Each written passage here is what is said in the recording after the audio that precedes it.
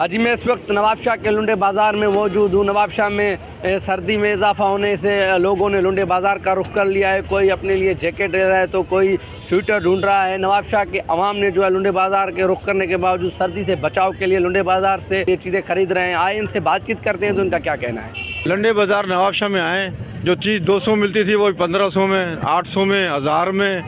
ये मतलब अभी सर्दी इतनी पड़ी भी नहीं है, उसके बावजूद ये हाल है इधर पे, है ना। मैं इतनी तो महंगाई भी नहीं है, इतनी लोगों ने कर दी अपनी तरफ से।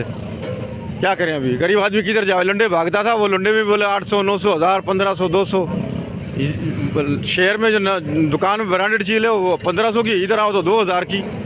सही ख़रीदारी करने के लिए आए। माल बहुत महंगा हो चुका है। बकौल इनके यहाँ टैक्स लग रहे हैं यहाँ पर, और किराए महंगे हो चुके हैं, तो ग्राहक के पहुँच से माल दूर हो चुका है। अब मजबूर लोग ले रहे हैं, जहाँ पे लोग 3 चीज़ लेते थे अब 1 आइटम ले रहे हैं यहाँ पर। ये ट्रैक सूट लेना है, ट्राउज़र लेना है और शर्ट लेनी है। अभी तो रेट पे लगे पड़े कंपेयर कर रहे हैं, सस्ती मिली तो ले लेंगे।